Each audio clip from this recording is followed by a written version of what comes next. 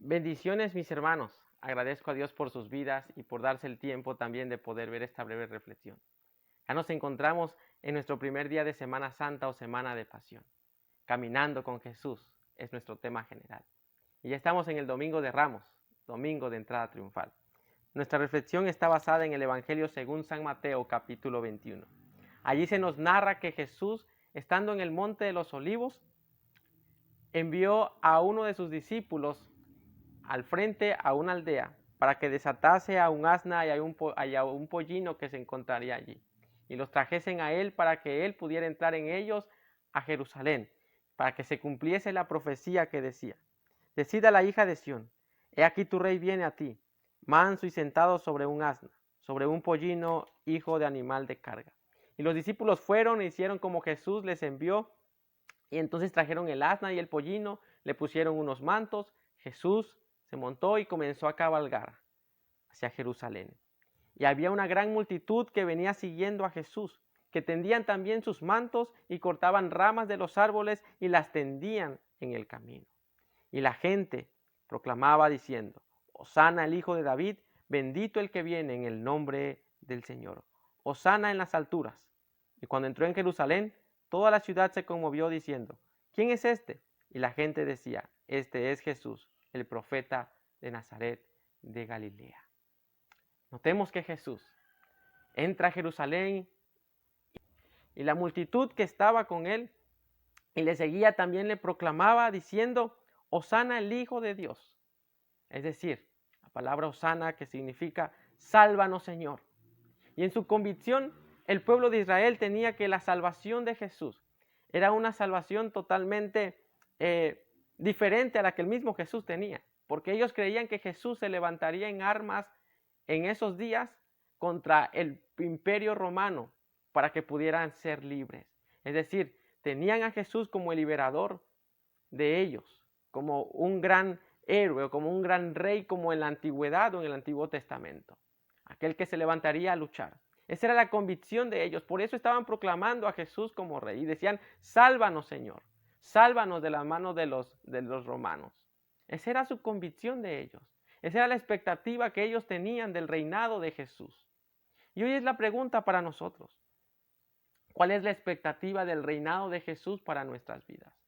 En ocasiones únicamente deseamos que el reinado de Jesús esté sobre nosotros para que Él cumpla nuestras expectativas de vida, para que Él pueda cumplir nuestros sueños, nuestras metas, nuestros propósitos, y estamos invadidos de un mensaje totalmente humanista que deseamos que Jesús sea como ese personaje que cumple únicamente nuestros deseos.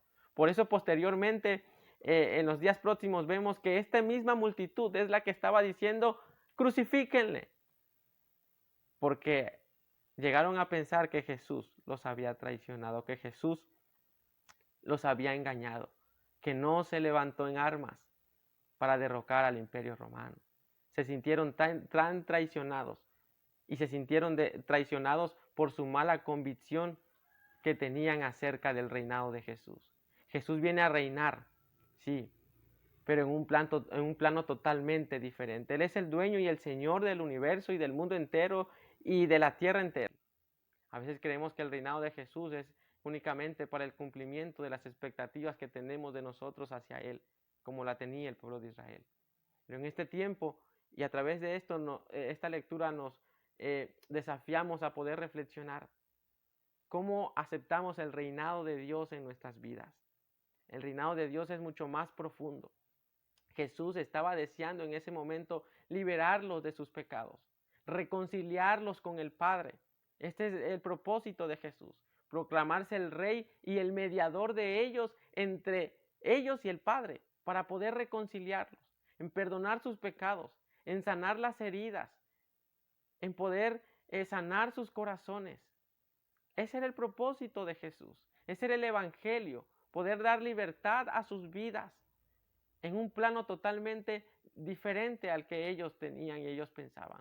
Claro, Jesús añade bendición a sus vidas, Jesús añade también liberación a sus vidas, pero totalmente diferente a como a ellos tenían por convicción.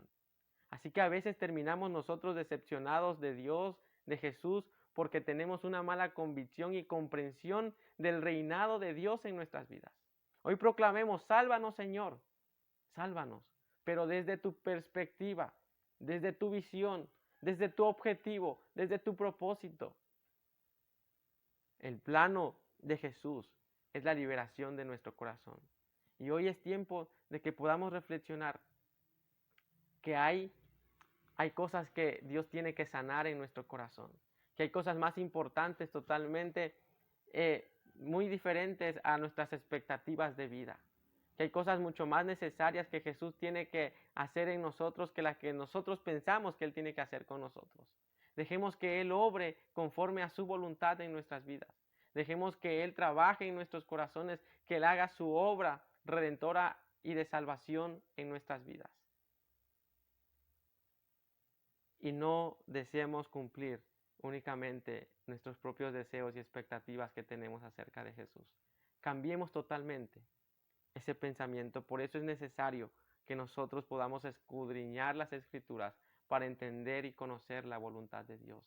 Estas personas, por no conocer y entender la voluntad del Maestro, se decepcionaron de Él. Y puede que muchos de nosotros estemos decepcionados del Evangelio por tener una mala comprensión de qué es el Evangelio. La buena noticia de salvación a nuestra alma, del perdón de nuestros pecados y la reconciliación de nosotros con el Padre a través de Jesús. Cambiemos esa perspectiva. Jesús no vino para cumplir nuestras expectativas, sino para cumplir la misión del Padre para con nosotros, para reconciliarnos con Él, para curar nuestras heridas, para perdonar nuestros pecados y para que podamos tener nosotros vida y vida en abundancia. Que el Señor te bendiga. Amén.